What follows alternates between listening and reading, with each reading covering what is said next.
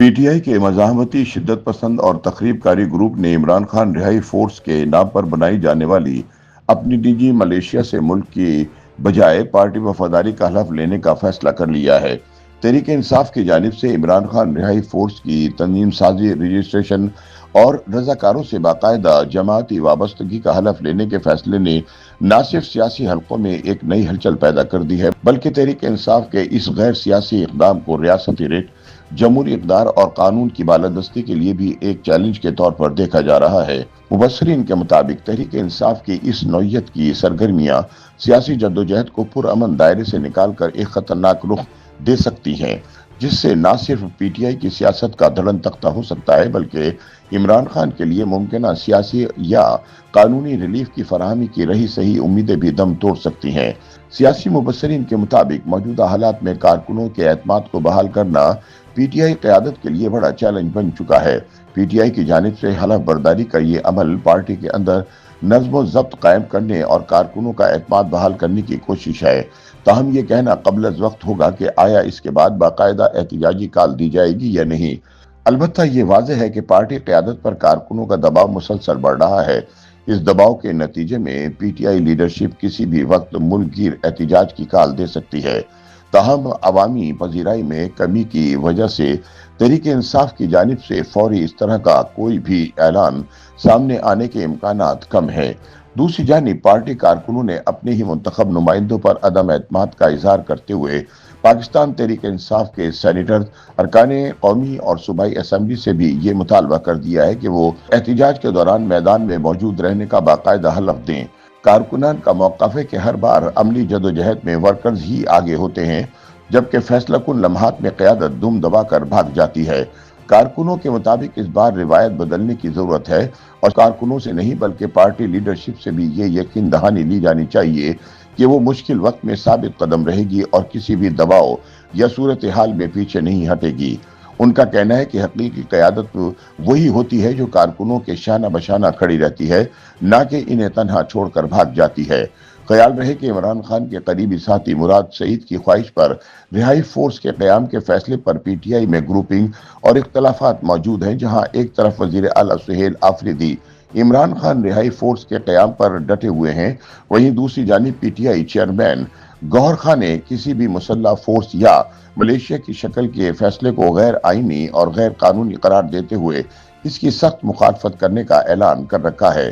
مبصرین کے مطابق یہ صورتحال نہ صرف پارٹی کے اندر گروپ بندی کو نمایاں کر رہی ہے، بلکہ اس پیش رفت نے قیادت کے درمیان حکمت عملی کے اختلاف کو بھی واضح کر دیا ہے۔ آنے والے دنوں میں اس حوالے سے اختلافات مزید شدت اختیار کرنے کا خدشہ پیدا ہو گیا ہے۔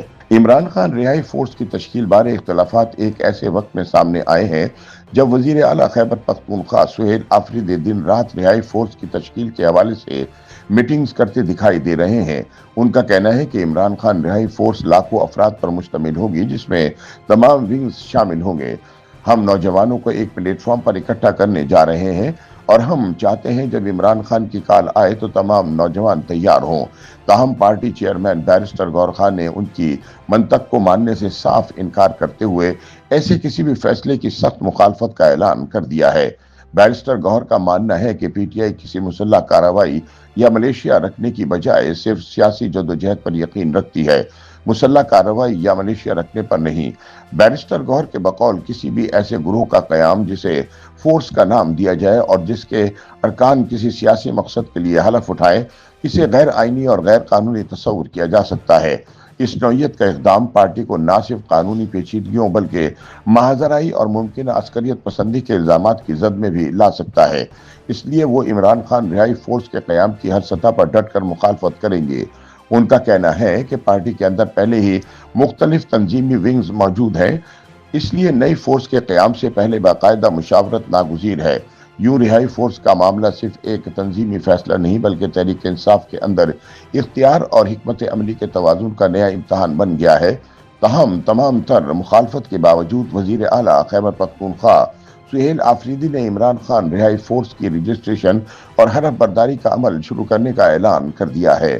پارٹی قیادت نے کارکنوں کو نہ صرف ایک باقاعدہ رضاکار فورس تشکیل دینے کی ہدایت دی ہے بلکہ اس میں شامل افراد سے جماعتی نظم و ضبط کے تحت حلف لینے کا بھی فیصلہ کیا ہے۔ ذرائع کے مطابق رہائی فورس کے لیے رضاکاروں کے رجسٹریشن کا عمل جمعے سے پشاور میں وزیر اعلیٰ سہیل آفریدی اور صوبائی صدر جنید اکبر کی قیادت میں شروع ہوگا، جہاں رضاکاروں کے رجسٹریشن کے ساتھ ساتھ ان سے حلف بھی لیا جائے گا۔ پی ٹی آئی ذرائع کے مطابق رہائی فورس کی رجسٹریشن میں پشاور کے کارکن نمایاں تعداد میں شامل ہوں گے، جبکہ پارٹی حکمت عملی کے تحت ہر ولیج کونسل کی سطح پر سینئر کارکنوں پر مشتمل رضاکار فورس تیار کی جا رہی ہے تاکہ احتجاج کو مؤثر بنایا جا سکے۔ یوٹیوب پر گوگلی نیوز دیکھنے کے لیے youtube.com کی سرچ بار میں googly news T V type کریں۔ گوگلی نیوز کے پیج پر سرخ رنگ کے سبسکرپشن والے بٹن پر کلک کرنا نہ بھولیے۔ یوٹیوب پیج پر اپلوڈ ہونے والی ویڈیوز سے باخبر رہنے کے لیے بیل آئیکن پر کلک کیجیے۔ آپ کو ہر نئی ویڈیو کے بارے میں نوٹیفیکیشن موصول ہو جائے گا۔